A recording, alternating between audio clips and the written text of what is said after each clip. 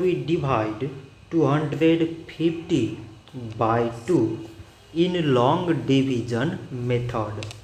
So 2 times 1 means 2. On subtracting we get 0. So now we put down the number beside this 5 and we remove this 0. So 2 times 2 means 4. On subtracting we get 1.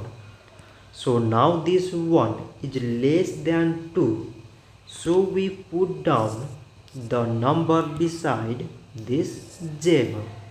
So now it became 10 and 2 times 5 means 10. On subtracting we get 0. So 250 divided by 2 is 125. So this much for today and thanks for watching.